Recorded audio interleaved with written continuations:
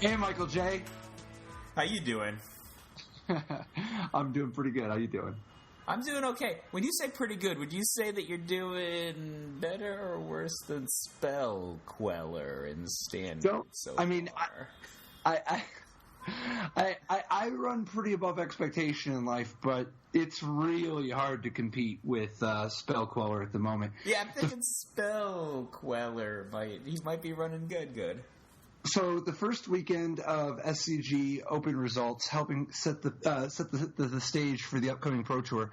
I mean, there's still SCG Baltimore this weekend, and then the Pro Tour in Sydney the following.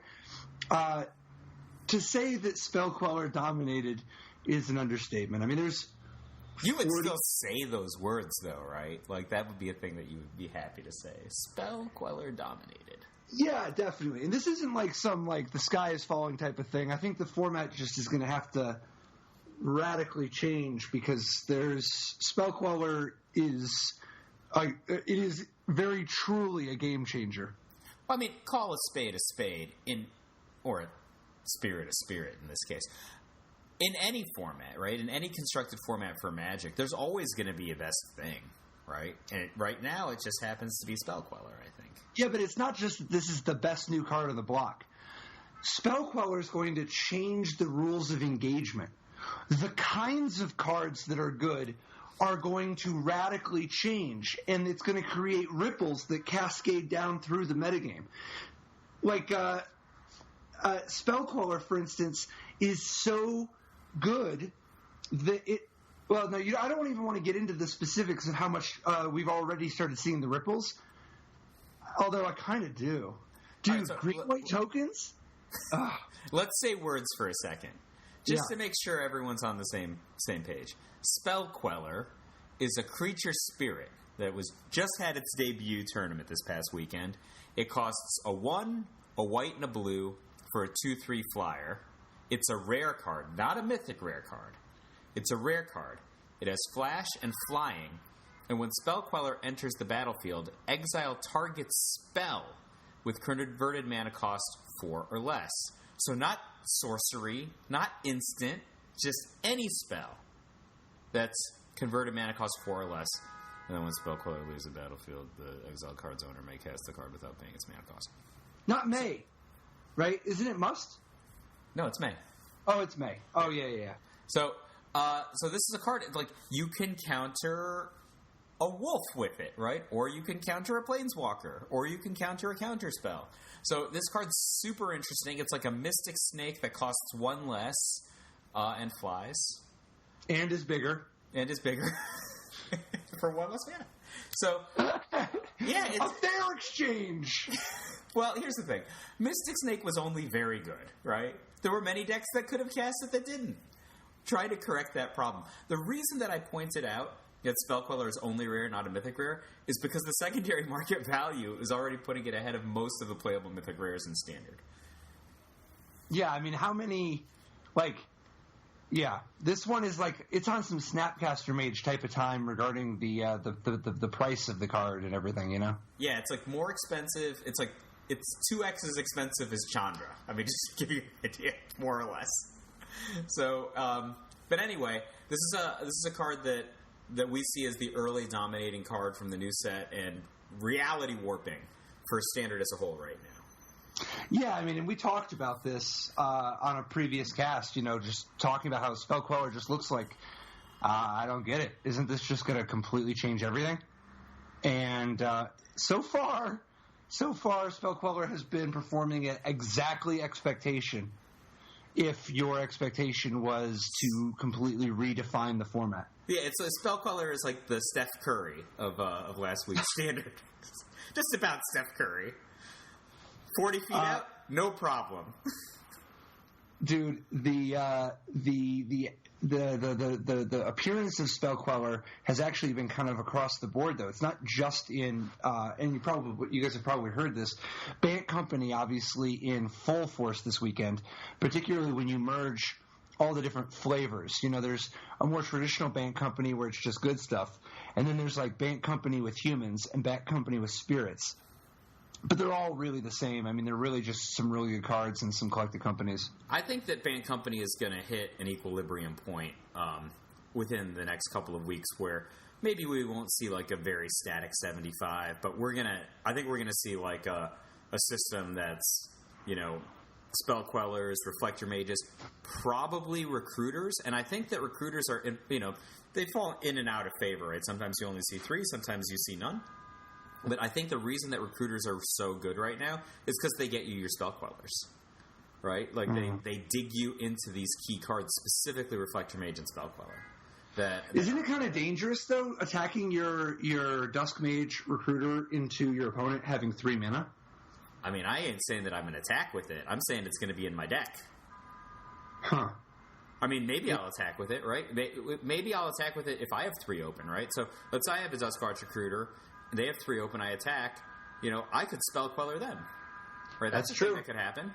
Or you could have Dromoka's Command. Yeah, there's all kinds of cool stuff that could happen. I think it's actually pretty sick to be holding up 3 mana, and if your opponent plays something, you Spell Queller, and if they don't, you just Duskwatch Recruiter and draw an extra card. I think Duskwatch Recruiter is going to it's going to be re-promoted to 4 of, right?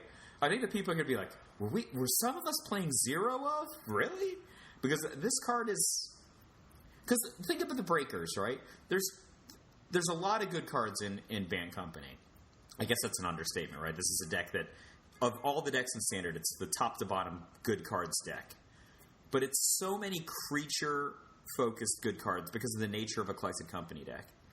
But some of those cards are very specific breakers. Spell Queller is emerging as the key breaker, right, for all of Standard. But for up until this point, it's always been my opinion since this card has existed that Reflector Mage was the most singularly most warping card that people were playing in these strategies. It's weird that you put 1 more toughness and a minor meddling mage condition on a Mana War and it gets so good in Standard, but it is. And between those cards, they're both creatures. They fit right into the 2/3 curve.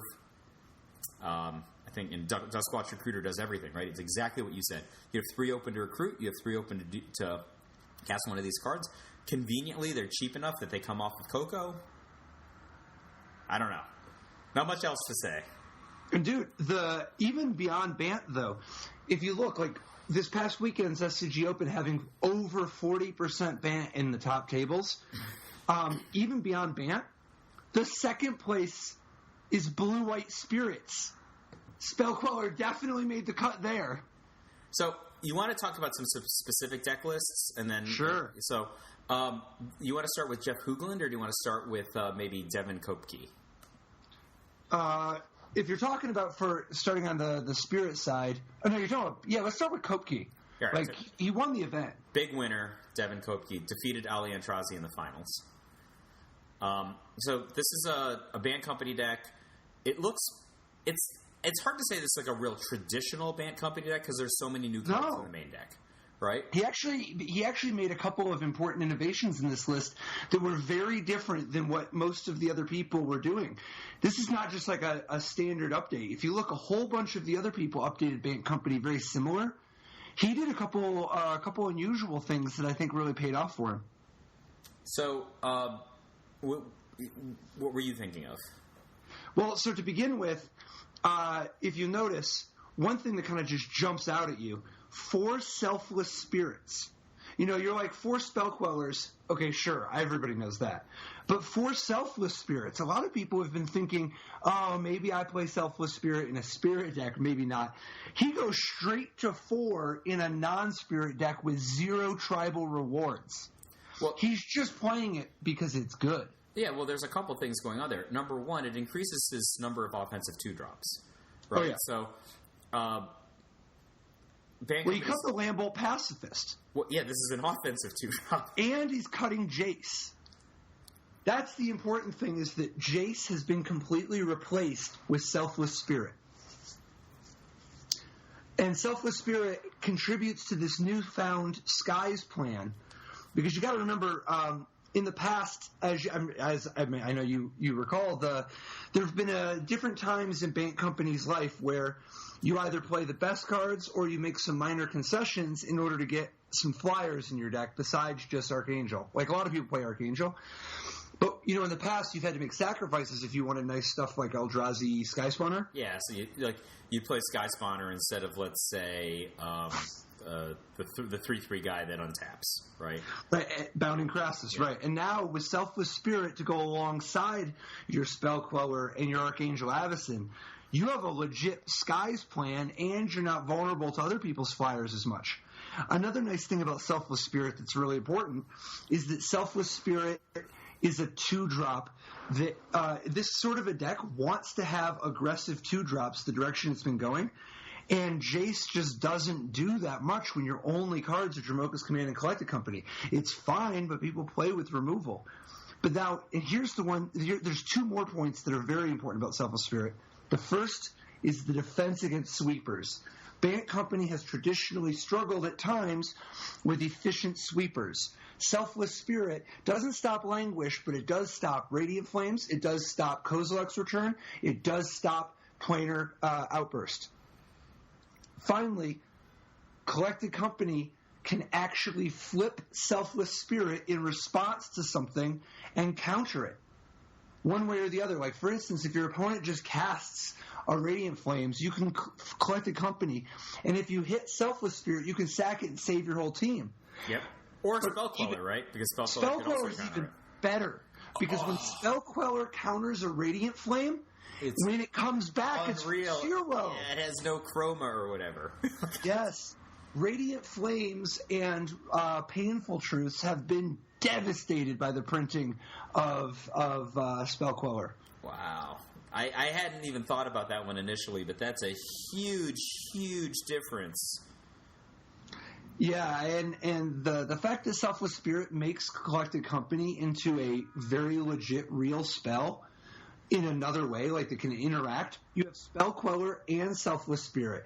So it used to be that when people would Collect a Company, about the most they could do to affect the board is stuff like bounce a creature, tap a creature, whatever. They just commit a bunch of blockers, but they don't interact with the stack. However, that's a totally out the window here. When you have 4 Selfless Spirit and 4 Spell Queller, you are radically going to change the nature of how your opponent can interact with you. And then the other twist, the other big new change that the Devin adopted that was far from universal is the inclusion of Thalia Heretic Cathar. And not just 1, not just 2, but 3 copies of the legendary Thalia Heretic Cathar. What do you think about this one? So initially when I saw this, I was like, yeah, really? But I thought about it some more. If you look at Devin's overall plan, I think this combines very, very specifically with the inclusion of cards like Selfless Spirit in place of Jace, right? If you're looking at this deck and you're saying, well, why would I just play an offensive 2/1 creature at the 2 instead of a value 1 or a Lamphold Pacifist that's kind of really got acquired this cachet over the course of a couple of different archetypes? It's because the inclusion of Spell Queller has transformed Bank Company so much more into a tempo deck. And tempo is always something that deck could do, but you're talking about a deck now that if it has a little bit more momentum, and I mean, has gotten, 4 or 6 points of damage in these turns instead of 2 or 3 points of damage in, and then can continue that direction forward with a card like Spell Queller, you're cutting down the number of turns that the opponent has to be able to react, and Spell Queller itself is just completely just owning some of those turns, right, that the opponent has to react. If you add Thalia so that the opponent's creatures come into play tapped, and certainly they're non-basic lands, right, then it's really, really, really putting them on the back foot in terms of tempo, right? Devin's going to make his plays, and the opponent is going to be like half a turn behind at best over and over and over again. Can't play a blocker effectively. Their 4th land, maybe their 3rd land is coming into play tapped when they wanted to have it come into play untapped, so they can't cast their reactive spell. It's potentially a mess, and it's getting so much more value here than you might be able to see initially because the thrust of this deck is so offensive. Yeah, and it not only does it play in super well with the tempo theme, as you just mentioned, it's also contextually super relevant right now because of, first of all, look how many flashcards there are. There's Spell Queller, Bounding Crassus, Archangel Avacyn. People play Secure the Waste. People play... There's so many flash type of cards. It's like unprecedented how many flash creatures are all playable at the same time. And Thalia ensures... And that's not even counting like Coco. Because if you have a Thalia in play, your opponent's Collected Company can't blow you out in combat to nearly the degree that it normally would be able to. What's more, you get into these weird situations where if your opponent casts a Collected Company, you can collect a company in response. And if you play a Spell Queller off of it, you just counter their Coco. If you play a Thalia, their Coco comes into play, like their guys come into play tapped by surprise and can't block you. It's actually, there's going to be some really intricate draw-go sort of weird chess match battles going on because of all the interactions between these cards. But then additionally, Thalia's mana disruption is not to be underestimated. Yavimaya Coast, Caves of Koilos, Battlefield Forge, all the pain lands, but then also this card devastates Evolving Wilds. Evolving Wilds is so bad against Thalia. I mean, if you look like... I'm actually a little confused about this, like why we're seeing a reduction in Tireless Trackers. So just to look at Devin's deck, he's only got 3 Tireless Trackers main, although he does have the 4th one in the sideboard. But if you're still going to commit to 4 Evolving Wilds, I'm just a little confused as why we're seeing so many Tireless Trackers cut. So I can actually speak to that. There's 2 reasons. First, Devin now has 14 3-drops in his deck after cutting a Tireless Tracker. There's just too many 3s. You got to cut somebody. You got to cut something, and that's not even counting a Duskwatch Recruiter's activation. The problem is that both Spell Queller and Thalia cost 3, and you already had Reflector Mage and Tireless Tracker. There is an enormous glut at the 3 spot. He's already cut Eldrazi Displacer and Nissa. The 3s are just unbelievable right now. Well, the 2 strongest creatures in the deck are Reflector Mage and Spell Queller, right? So which are also definitely. So. You know, this is I guess you got... It's weird to cut a card that good to me. Let's see, here's the next thing. Tireless Tracker. Yeah. It's a good card, but all the cards in this deck are so good. Yeah, but, and you have ways to spend your mana. The card is pretty bad in tempo-oriented fights, though, right? If you're like Bant on Bant, it's actually a liability. It often either doesn't want to trade with Sylvan Advocate, or it gets dominated by Sylvan Advocate. And so I could you just don't use it for combat purposes early on a lot of the time. Like, it'll never beat Thalia, right? Thalia has first strike. So you actually need 2 turns to even get it to the point where it's just competing with the other guys at a similar drop. And then forget about the fact it's just get completely dominated by Reflector Mage. It's the kind of card that's really good against like green-black, right? And way less so if you're expecting other tempo-oriented Mant decks. Yep, no, I agree.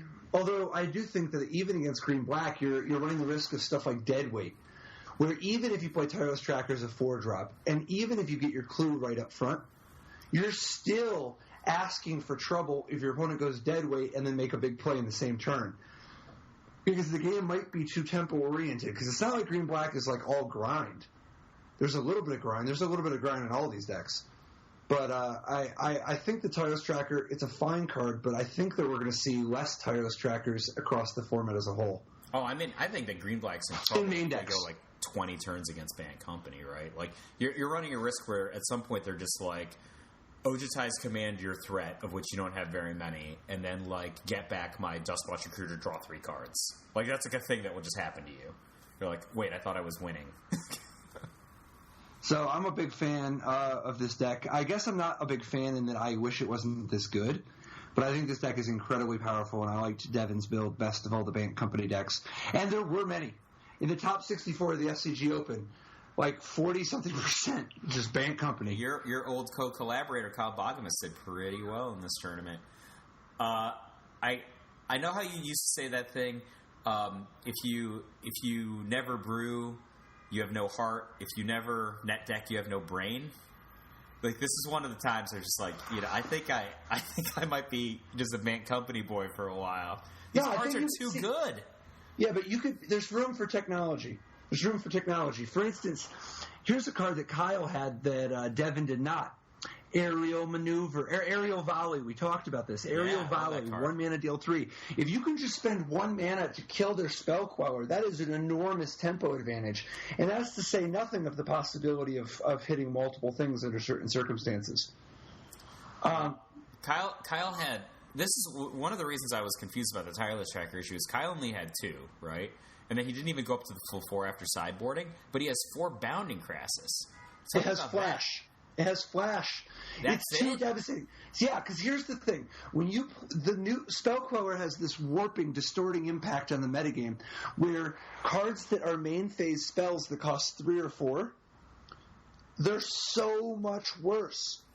They're so much worse. You're just destroying too often.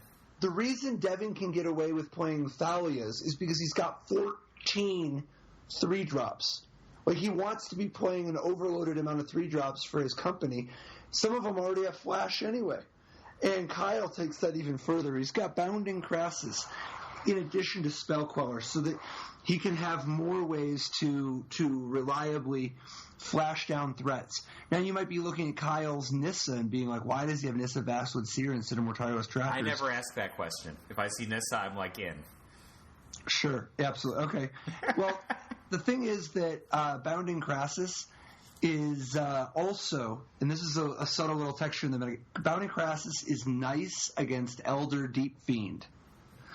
Elder Deep Fiend, the Flash Emerge creature, it works on both ways. Sometimes you Bounding Crassus to tap the Elder Deep Fiend so that it doesn't eat your guy, but sometimes the Elder Deep Fiend tapped guys, and then they untap and attack, and then you get to eat 2 things because you Bounding Crassus to eat 1 thing, and you untap something awesome to eat something else.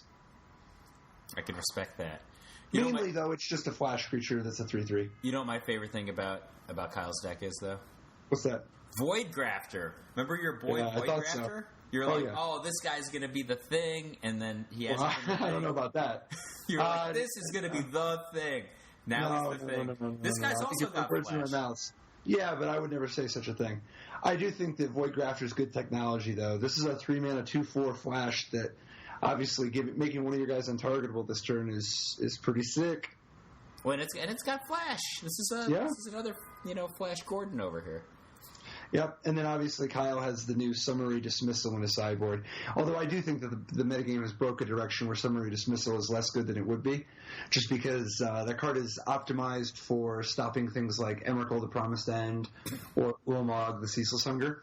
And I think that those cards are a little bit hard to play right now. I mean, there's a little bit of Emrakul, but I don't know that this is the absolute best that Summary Dismissal is going to be. I was super shocked that a green-black deck did so well. You don't like green-black then, huh? I mean, 2 different... Actually, green-black was one of the 4 best decks. Yeah, I'm surprised. Like, I'm not... Which one are you talking about? Are you talking about Ali Antrazi or Casey Walton? Casey Walton. Because Ali Antrazi's deck is basically just a green-black deck, too. Let's talk about him separately. So Casey's deck is like similar to the deck that John Finkel made top 8 with, previous Pro Tour. Obviously... different configuration of cards. Right? He's only got 1 Kalitas, but he's 4 Sylvan Advocates. John had none, right? So this is updated. It's got Liliana, the Last Hope, stuff like that. The reason that I'm a little surprised that the archetype did well is because, just prepared Bant Company decks are poison for green-black. I think there's just too many different shades of green-black to be able to speak that way. I think you can absolutely make a green-black deck that will annihilate Bant Company. But we'll see. Are you talking about specifically green-black control? Yeah. Like Seasons Past type control. Because there's just so many different kinds of... Like, if they want to play with, like, the Envelop that is also an Extirpate or whatever, like, it's just problems for you. I just don't think that you need to be, like, reliant on Dark Petition for Seasons Past. That's just not the only thing Green-Black has going for it. Green-Black has access to things like Languish, which absolutely annihilate Bant Company, and when used properly. I mean, Spell Queller is a fantastic counterplay now, and I think Liliana the Last Hope is a messed up card. I think Liliana the Last Hope has got to be the second best card in the set.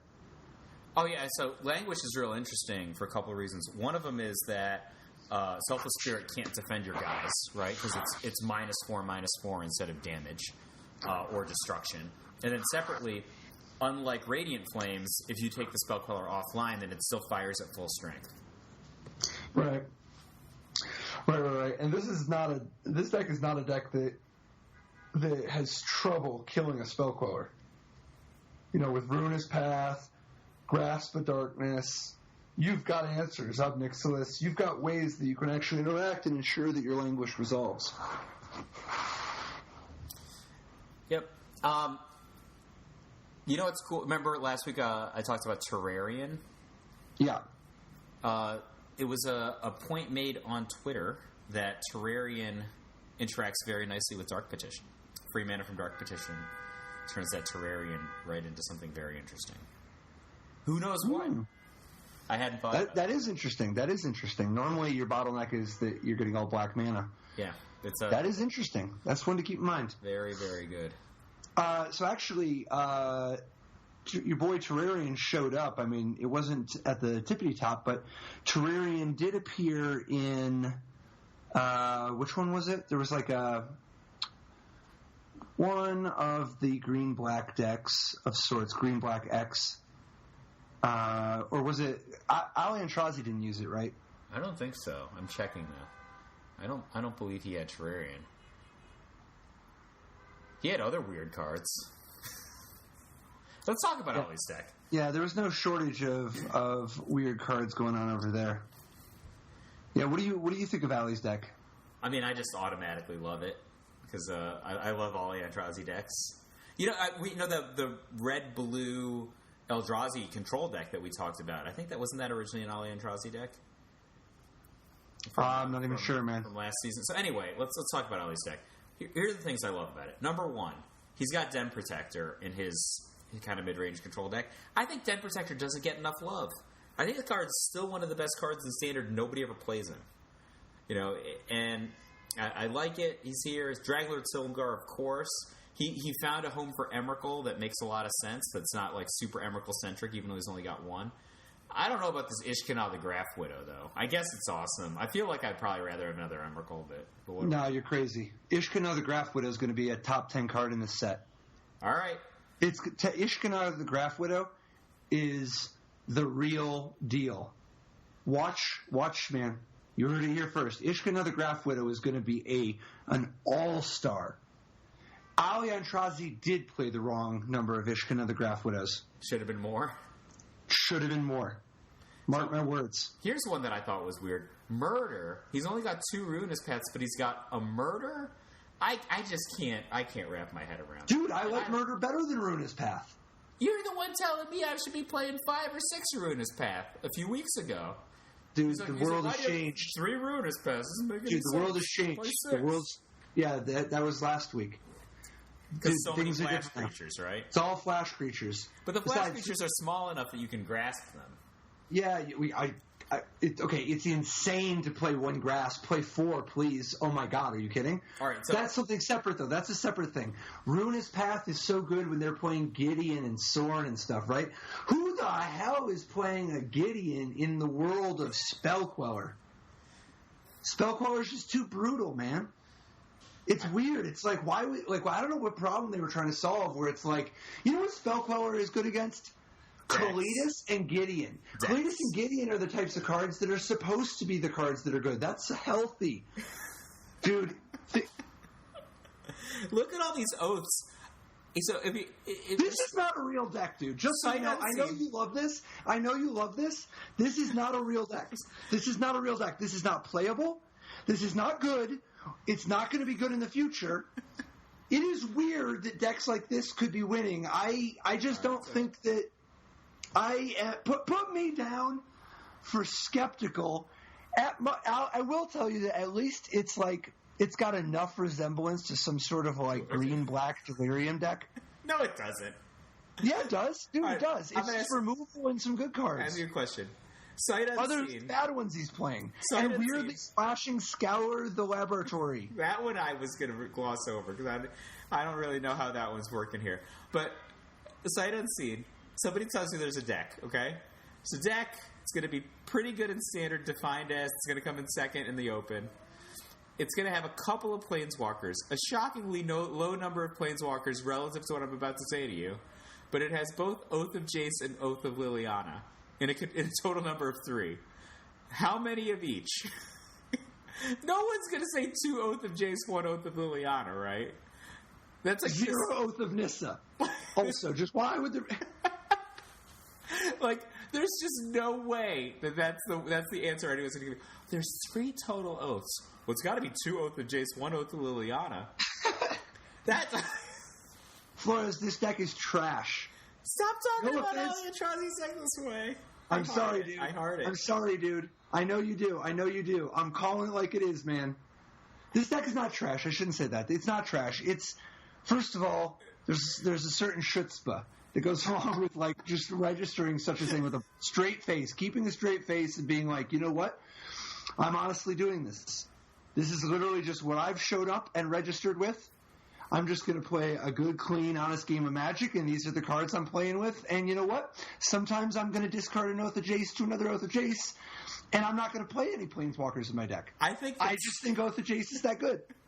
I think sometimes Traverse the Uvenwald misses in this deck. That's actually the... I think sometimes it misses. He doesn't have an overabundance of basic lands. You know, he has a lot. You know, he's got 7, 9. Well, you wait, and you go get Ishkana the Graft Widow, because that card wins games. Maybe you do. Dude. I don't know if he's always got his Delirium on. But yeah, so I think... Dude, Delirium's easy, man. So I'll tell you why Ali's deck is still fine. It's just not tuned. It's the fact that Languish is a messed up Magic card. Liliana the Last Hope, messed up Magic card. Jace, seen better days, still playable. This deck has some good cards in it, man. Oh, the things I would do to this deck if I could just, like, cut, like, 14 of the cards for, like, 14 other cards that are on too low. It's way too... I'm skeptical I would play Sylvan Advocate in this strategy. You know why 14's too low? Because, I'm saying it's too low. Jace, I know, and you know why you're right? Because there's 7 blue cards and also 15 land built to support the blue cards. Like, dude, what is blue doing in this deck? The green has weird incentives. That's what I think is weird about this deck. Like, I don't think I want to play Sylvan Advocate in this deck. Like, I get it, right? I just get it. You need to stop the bleeding sometimes, but it's pulling the mana in weird directions. No, dude, I don't know. The Sylvan Advocate, maybe you cut it, maybe you don't, but it is super... First of all, it's an amazing Magic card, but second of all, it's so good with Languish. It is good with Languish. Sylvan Advocate locks up the board and then grows and lives, and you languish and you're happy. You like being happy, don't you? I do. I don't think I can be happy with 1 Oath of Liliana, though. I can't get... I could be happy with 1 Oath of Liliana in a different world, in a different deck. It has nothing to do with this deck. But there's 2 Dear God, why would you not play a 3rd Liliana? Play a 3rd Liliana. It doesn't make any sense, Dude, Patrick. We have to move on. Dude, we cannot finish talking about this deck. We need to be finished. We need to talk about something really sweet, like Eric Rill's technology with green-white tokens. Oh, I wanted to talk about Andrew Boswell's technology with green-white tokens. Well, let's start with Eric Rill, and we'll compare Eric Rill. No, let's start with Boswell's, and then you tell me, because Boswell is the man. All right, so Boswell's the man. He has some weird cards, so I called him and asked him about those cards so that I would have an informed opinion. You just have Boswell. Seriously, you just have, of course. Boswell. All right, so Andrew Boswell's deck, green-white tokens. Finishing 9th with green-white tokens. So, obviously, the dominant strategy from last season, but he's got some new cards, right? So, sticking out like a sore thumb, he's got 3 copies of Noose Constrictor. Well, he's got Nissa Vastwood Seer, which was not typically played in the strategy, but he's got 3 copies of Noose Constrictor in the main deck, as well as 1 copy of Angelic Purge. A lot of main deck Tragic Arrogance at 2, which is not something that we necessarily saw. But... So the 2 cards are really... 2+1, actually. Yeah. But what was just like, Angelic Purge, what up with that? So he's got, a lot of cards that we've seen before in different configurations. But those 2 cards were the ones that were meaningful for me to ask questions about. So, first of all, Noose Constrictor, I was like, Boz, you got to tell me, was Noose Constrictor the best? I was so waiting for him to tell me that it was the new Wild Mongrel. It's great, blah, blah, blah. He's just like, not that good. He says, you still have to play it, though. And I'm like, why is it not that good, but you still have to play it? He's like, if you don't have Noose Constrictor, you will be run over by flyers. So you'll be run over by Selfless Spirit, you'll be run over by Spell Queller, certainly. But Noose Constrictor is the man. He just holds back all their flyers, like one Noose Constrictor. But don't try to mongrel it up and be discarding willy nilly. It's actually great because of the reach and the option of making it big for combat. So, oh yeah, the fact that it can you can pay 0 mana and make it grow so that it can actually eat a Spell Queller that would try to get in there and sneak in a hit. Yeah, big deal. So that he said it wasn't that good, but you can't cut it. I think that maybe is a pretty interesting testament to a card. And then the other one is Angelic Purge. He says that card, on the other hand, is great. So there's a couple. Yeah, he actually played 1+2. Yeah, I think he gave me the impression that he would be willing to play more. Here's the thing on this card: of all the decks in Standard, Green-White Tokens has the most garbage. Right? You have plant tokens everywhere. You got random knights. You got sack your Hangerback Walker. Yeah, sack your Hangerback Walker is a great one, right? Or you're gonna you could cast this card to set up before casting, let's say, a Tragic Arrogance, where you're gonna have a throwaway thing, an Oath of Nissa, right? Like after Oath of Nissa is a great card to sacrifice. A great card to throw away. Flip your Archangel Avacyn. Oh, dude, Boswell's a genius. So, but what's up with this card? This card is great, and so I'm like, well, really? Why? He's like, among other things, this card could just kill Virulent Plague. And I was just like, huh? And he's just like, yeah. Like, imagine you had a Declaration in Stone that could kill Virulent Plague. And I'm like, oh, well, that makes a lot of sense. He's like, it's still a Declaration in Stone. But sometimes when they have a Virulent Plague, you just kill it, and then you still kill them. And I was just like, oh, that's a pretty great answer. Yeah. So... Wow. Pretty great technology. I'm with you. That's some good stuff. I like Boswell's tech. Eric Rill did have something kind of sweet though. And it's subtle. It's one of those second. It's like a second 3/5 spider. Sort of. That you have to be crazy to not be playing Ishkana Graph Widows. That card is so good. You'll see. It's not just that though. The way he made room for Ishkana Graph Widow is actually beautiful and brilliant. Look at Eric Rill's 3-drops. Look at his Nissas and his Tireless Trackers. How many does he have? His Nissa Vastwood Seers and his Tireless Trackers. Look at his 3-drop creatures. 0 and 0? Right. He cut them to make room for a couple more 2-drops and a couple of 5-drops. The 2-drops ducking under the 3s, under Spell Queller, and Ishkana Graph Widow going over Spell Queller. Remember, Ishkana Graph Widow is perfectly priced to dodge Spell Queller. And by having a split, he's not just slowing his deck down. This is a good example of the warping influence of Spell Queller. Like, who plays twice as many 5-drops as 4-drops? So, do you remember a little deck by the name of Next Level Blue? Do you remember somebody designing that deck? Was it you, perhaps? What? Yeah, sure. What?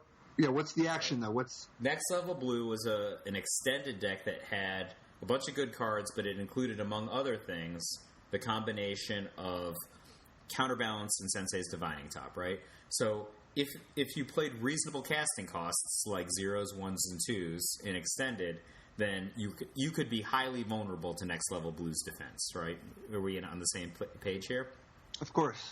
So the weird thing is, my solution to that when your deck got popular was to play 7-drops and Boseiju. So it's weird to me that the right answer, because of cards like in the past Counterbalance Top, or in the present Spell Queller, is to go so extravagant in terms of the casting costs.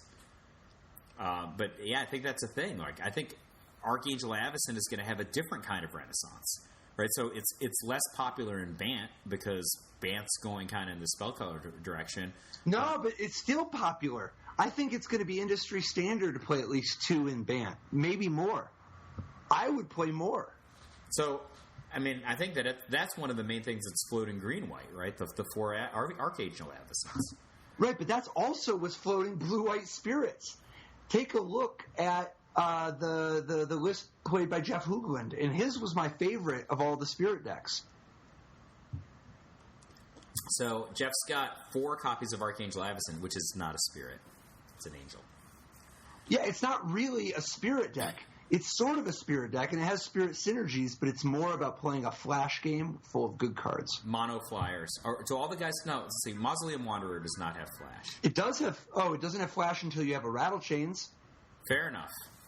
See, that's part of the beauty of this thing, is that he is playing all flyers. The Wanderer, Rattle Chains, Selfless Spirit, Spellqueller, and Archangel Avacen. He even was willing to put down his darling and played 0 Reflector Mage. I love it.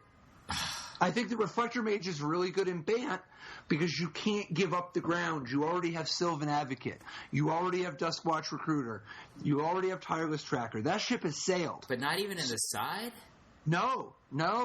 It's not good because your entire game is a tempo-based flyers game.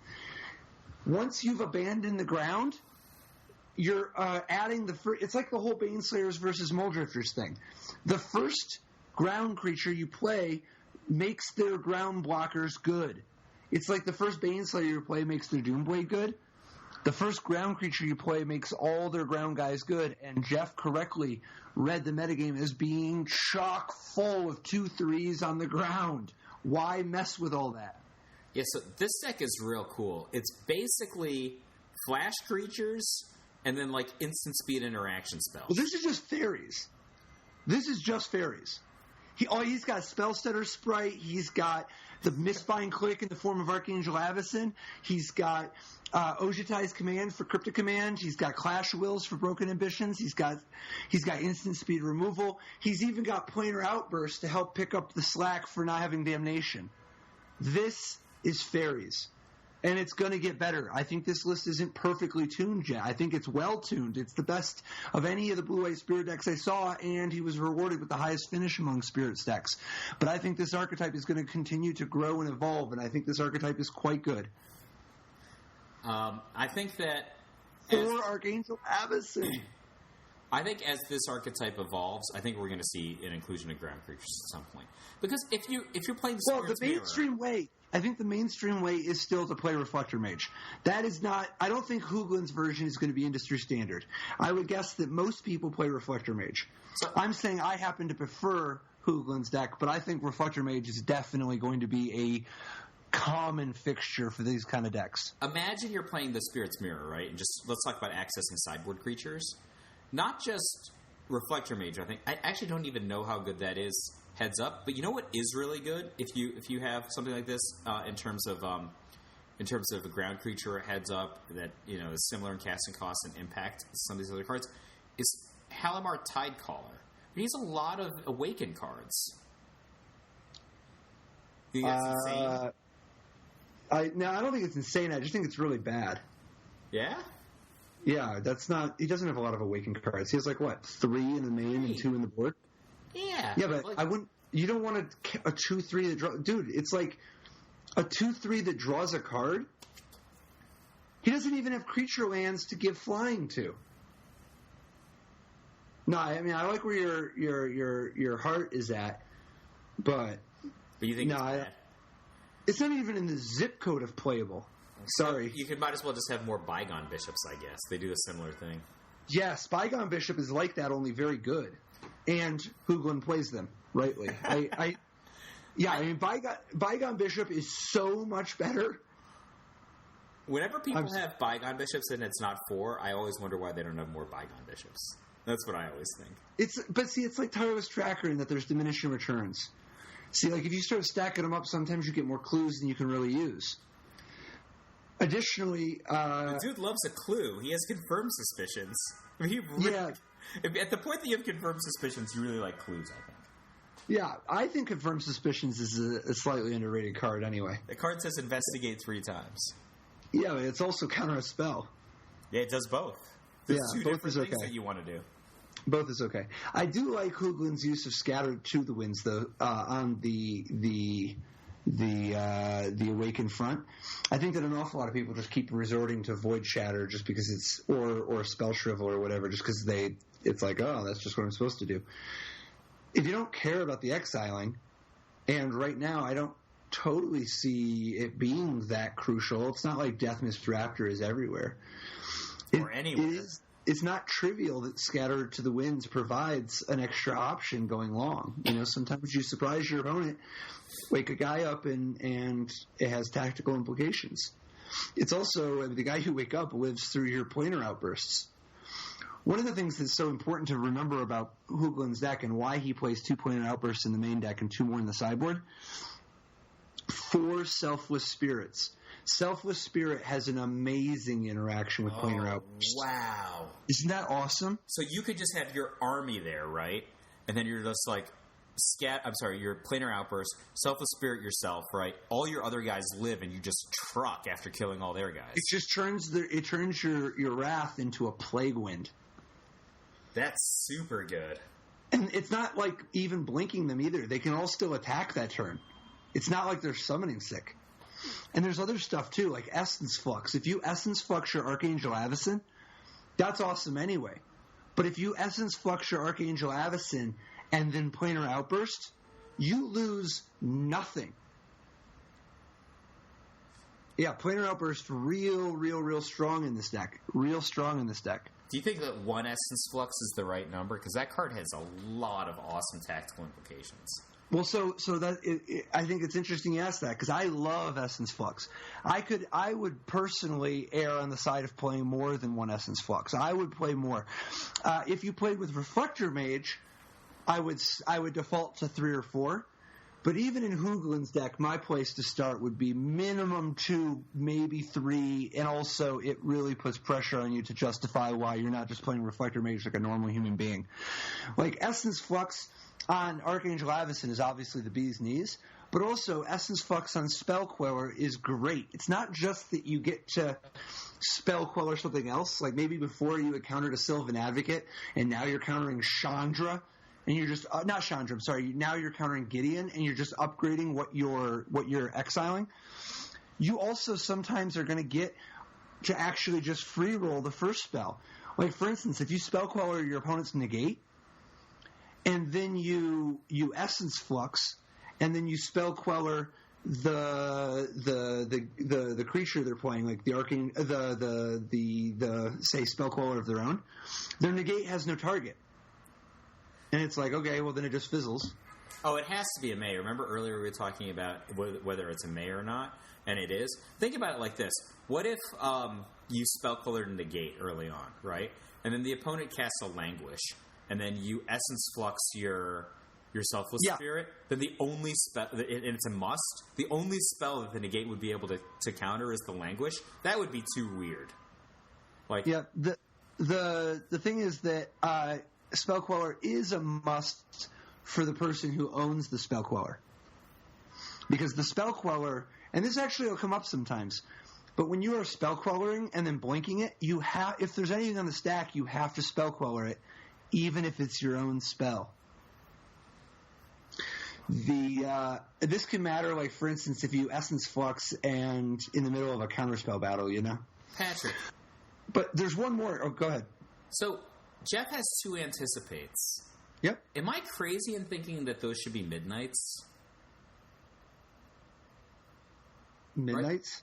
Right? Epiphany at the Drown Yard? No. Or the Fortune's Favor? No, the one that's white and 1, draw a card. The sorcery? No, instant.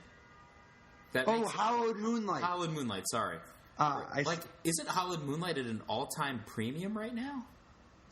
Hallowed Moonlight is at an all-time premium right now. That's true. Anticipate is also good, though. But Hallowed Moonlight's the same card, it's not. It's a shred lower that counters Spell Queller. No, they're different. Countering Spell Queller as a cantrip, pretty good. It doesn't counter Spell Queller as a cantrip. Next question. Hallowed Moonlight exiles the creatures that come into play that weren't cast this turn. What? Right, like... So I don't know. I don't know why I thought that. They don't interact. They don't. I know. So one possibility is to think that your Spell Queller dying, and then they replay their card from exile. Hallowed Moonlight doesn't stop that, though, either. Hallowed Moonlight is still good because Hallowed Moonlight is just the best against Coco, and Coco is 41% of the field. It's also really good against other people's Essence Flux. It's also very good against people Dromoka's commanding your Stasis Snare. It's also good against Ojutai's command. It's also good against... I mean, there's lots of things it's good against. Yeah, being right for the wrong reason is the worst, though. Oh, yeah, because someday, things change. Oh, yeah. And then what are you going to do? Right for the wrong reason. Slap on the wrist to me. No, but I do think Anticipate is better than Hallowed Moonlight in Jeff's deck. I think that Hallowed Moonlight is a good card, and it's going to show up in a lot of places, in a lot of decks.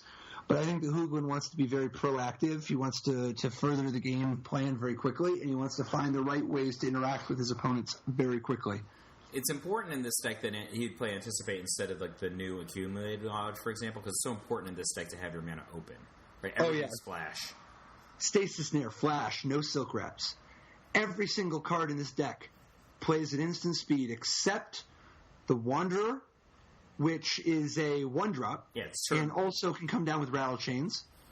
Selfless Spirit, which is a 2-drop, but also comes down with Flash with Rattle Chains. And then finally Planar Outburst, which is just too sick to skip just because it's the combo with Selfless Spirit and just how devastating it is against Bant. Because you got to remember, Bant can't Spell Queller your Planar Outburst. Planar Outburst is all the other sweepers. Kozilek's Return, Radiant Flames, Languish. It's Spell Queller can interact with all those, but it can't interact with Planar Outburst. That's part of why I thought Devin's use of Selfless Spirit in Bant was so brilliant. You also just do weird things. Like you go, if you look, Hooglin's deck, he could just Ojutai's command and get back his Selfless Spirit and save his team. Yep. Essence Flux on Rattle Chains. Being able to blink your Rattle Chains and then make something your Spell Queller is on something key, and then they try to kill Spell Queller, and then you Essence Flux your Rattle Chains so that your Rattle Chains once again protects your Spell Queller. All of those kind of cool tactical plays are going to make this an infuriating deck to play against. Do you think that Jeff has gone too far? Because the dude, if I had $1 for every time Jeff Hooglin has gone too far. But please continue. Well, I'm just saying, he's so other than the Planar Outburst, he's so on the Flash. But it's not just Reflect Your Mage, right? He's got a lot of cards that could be on theme that he doesn't even consider them for sideboard, right? Gideon would be a great sideboard card in this deck, wouldn't it? Maybe. I would, if I were my Blue-White Spirits deck had a couple Gideons in the sideboard. And then I don't think they're great because I don't know who it's good against really that much. Who are you boarding it in against? Green-Black. It's awesome against Green-Black. Dude, I think that your idea of Green-Black is going to change radically in the next 2 weeks. It's awesome against last season's Green-Black with almost no new cards. It's spectacular against Ali Antrazi's deck, which doesn't even have 4 Ruinous Paths. I don't know what you're talking about. There is no such deck. I don't see a list here. I don't see that. Maybe he'll give Gideon -4/-4 with his 1 copy of of that card. But that, and then the other thing is I love Niblis of Frost. I think Niblis of Frost would be good in this deck. Maybe it's not proactive enough, which is weird to Dude, you also it's so brutal to walk into a Spell Queller. Yeah, it gets I think you're really overestimating the value of cards that cost 4 that you played in your main phase. All right. I buy it. Things are different now, man. Things are different now. What do you think about the use? If you take a look over at Ronnie Rittner with he played Black-White Control. Black-White Control, taking advantage of some cards that I know you were super excited to use when we talked about him a few weeks ago. Oh yeah. He's got in addition to just being the standard recipe of. Yeah, he's got Planeswalkers, he's got a ton of removal, he's got some extra card draw, and he's got some sweet bomb creatures. He actually has a little twist in that he has 2 Thalia's Lancers 3 Gisela the Broken Blade, an Archangel Avacyn, and a Bruna the Fading Light, and a Linvala the Preserver. Plus, he's got Cletus as an extra legend target. But how sick is 4 different angels, and then also legendary angels and 2 Thalia's Lancers to get the right angels at the right times? Yeah, so Ronnie has 10 creatures total in his main deck. And of those creatures, 2 are Thalia's Lancers. The other 8 are all legends. Right? Yep. So he can toolbox here. And I didn't even really think about Archangel Avacyn as being a toolbox consideration because it costs the same as Thalia's Lancers, and it's just not intuitive to me because it doesn't make the Bruna Gisela combo. But this is obviously super cool, right? His deck has... Well, it's great because if you only have 5 mana, sometimes it's really nice to just go get the best thing you can do for 5 mana. Yeah, so he's got an amazing wrinkle in his deck that black-white decks in the past didn't really have. I also love the curve. If you look, he's got an angel that costs 4, an angel that costs 5, an angel that costs 6, and an angel that costs 7. No matter what he's planning on doing next turn, there's an angel that's the right angel for the job. You know, like sometimes he's going to be like, I have a Thalia's Lancer and a land. Next turn I'm going to cast Grasp of Darkness. I'm going to get Gisela so I can make 2 big plays in the same turn.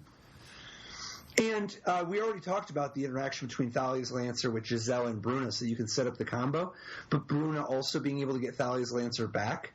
So that, like, if nothing else, you can just go Thalia's Lancer, get Bruna, get back your Thalia's Lancer, go get Gisela, lock up the game. As if it even comes to that, because you're just dominating so hard by then. Well, every one of those cards is an ace that you've named, right? So the opponent's going to have to be putting up some pretty good cards to keep pace with that. Right, and then I think Liliana the Last Hope is deceptively good in this deck. I actually would play 4, at least 3.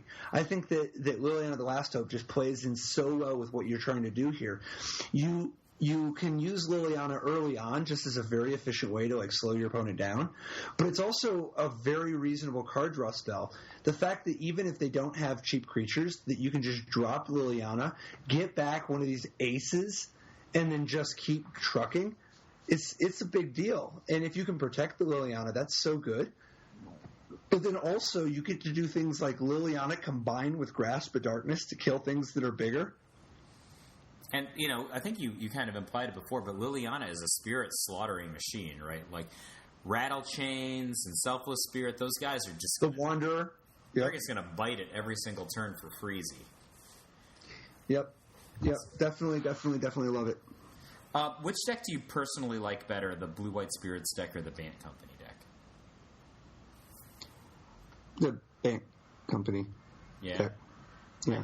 I think initially I liked the Bant Company deck more, but then just going over Jeff's deck, I was pretty excited. Like all those. If I just had to play the list as is now, Bant. But I think that Blue-White has got a sick future, and I think that people are going to make their decks better against Bant moving forward.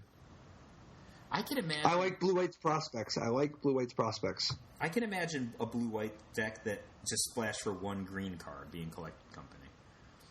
Would that be interesting? Like everybody's Flash? People already do that. Super Flash? That's the Bant Spirits deck. That already exists. That's just a normal thing. All right. Also rounding out the top 8, Matthew Volz played Red-Green Goggles. I'm not a super big fan of the position of this one. I think it's too devastating the way that Magmatic Insight and Tormenting Voice interact with Spellqueller. Oh, yeah. So it's a cost, right? So if they Spellqueller you discard the card no matter what. Right. So I think that one's just too brutal. The other one rounding out the archetypes to do well, though, Todd Anderson with White-Red Humans and Tom Ross with White-Red Humans. The highest finishing Ross, 12th place with White-Red Humans.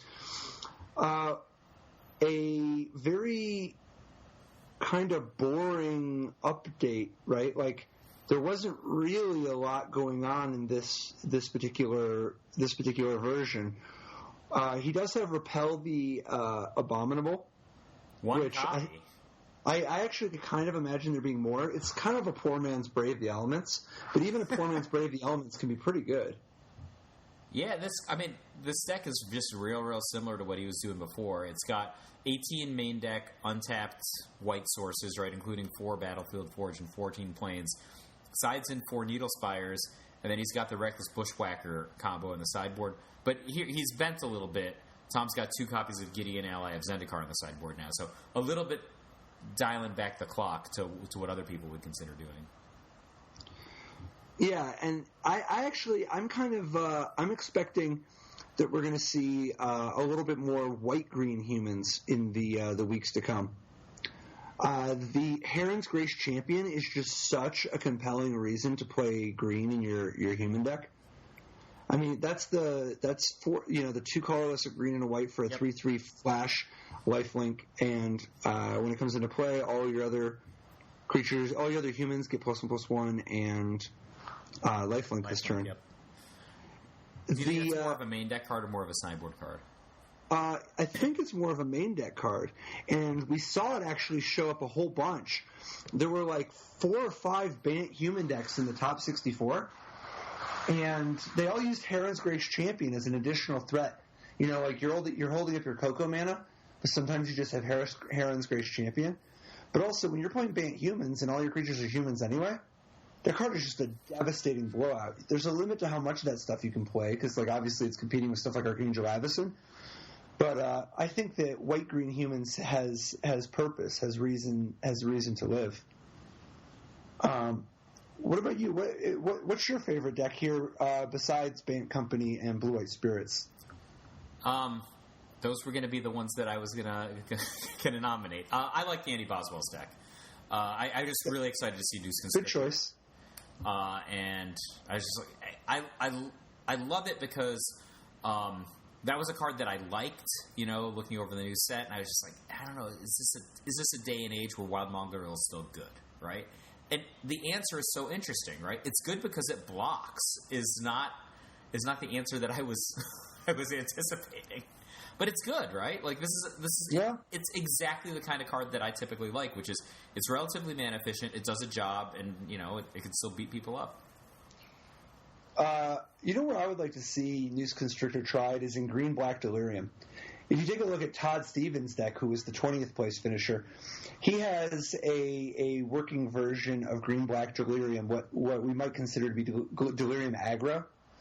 And I think that there's room to advance this archetype quite a bit, but I like where he's going with some of these choices. He's got Gnarlwood Dryad as his only 1-drop for creatures. Only 3 copies. I like that. I can't co-sign that. I think you got to play 4 without question. I think you're going to go this direction. I think it's better than almost every card in his deck. In terms of the 2-drops, he's got 4 Grim Flare, and that might be a card availability issue, by the way. Remember, we're talking about literally the first day where these cards are legal. Fair enough. But who knows? Then we've got Grim Flare, Sylvan Advocate, and Den Protector. And Den Protector has always been kind of a fake 2-drop, But I like this. I am a little surprised to see only 3 Sylvan Advocate, 4 Grim Flare. I think I would play 4 Sylvan Advocate.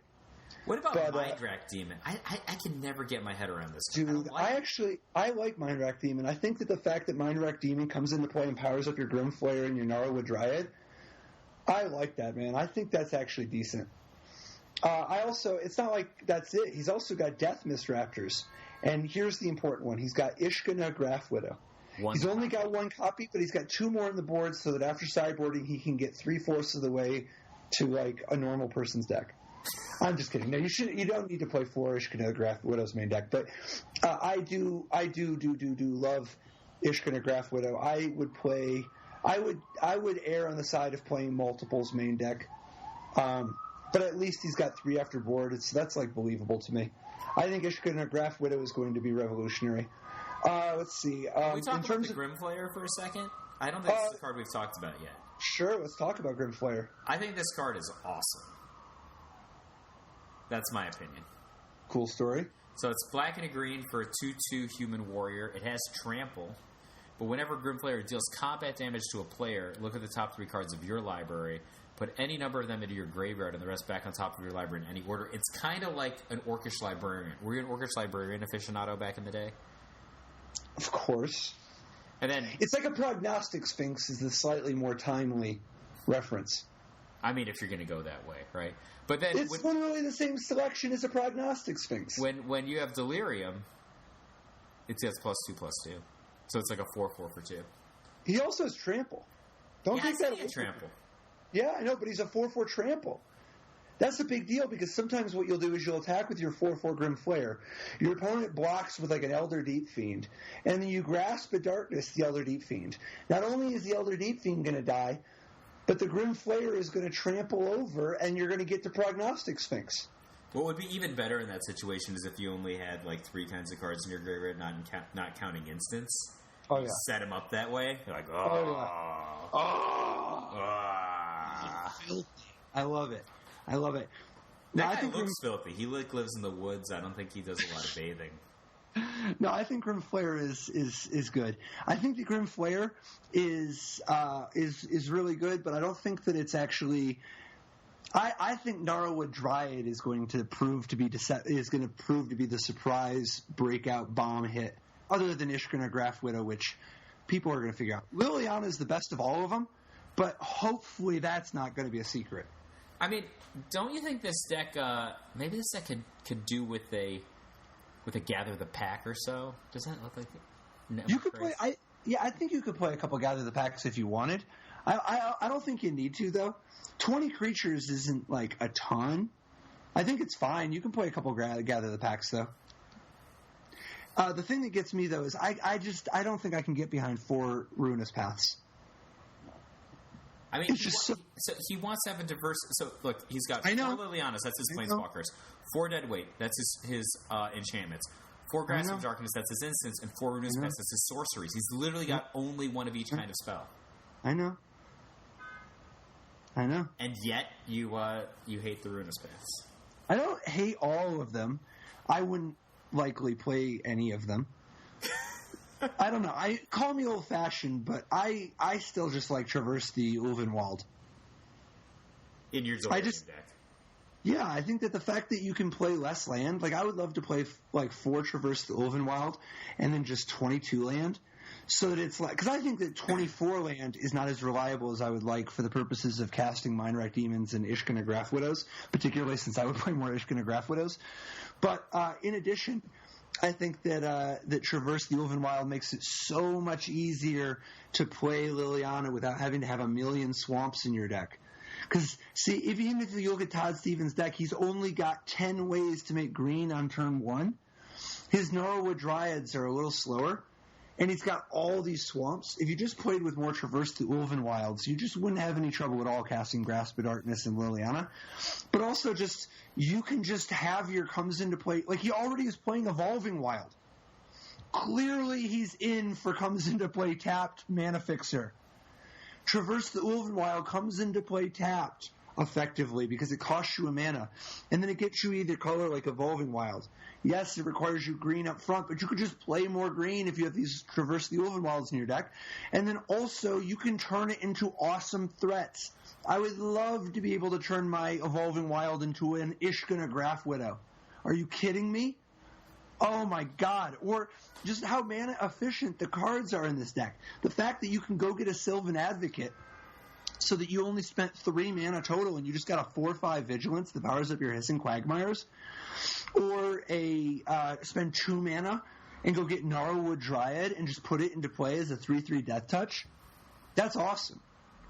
And by the way, the fact that Sylvan Advocate powers up your lands, that does make me have to give Ruinous Path a little extra credit. I'm not going to lie. I don't think Ruinous Path is going to the full damage. I think you're wrong. Deck. I don't know. I don't know about how often that often is, but I think that this format is going to surprise you with how much stuff gets locked up.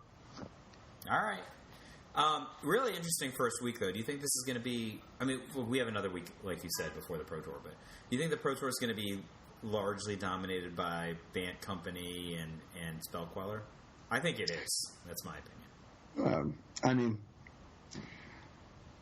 if the Pro Tour were tomorrow, I wouldn't play either Blue White Spirits or Bant Company.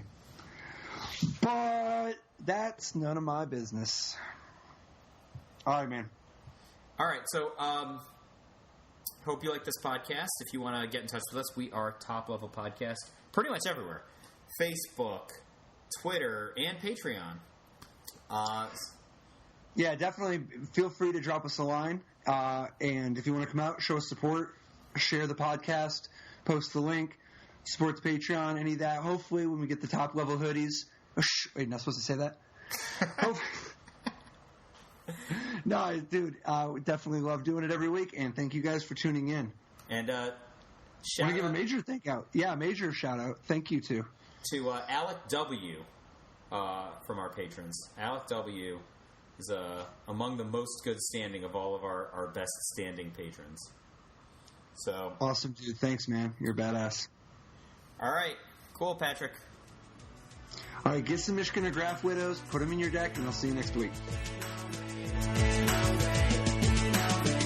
Life didn't work so great. Tried to play dredge just for jail or hate. Ghostly prison waiting for my untapped phase. Your core trapped in amber stasis state. Lost a lot of friends, got left behind. Had to find a way not to lose my mind.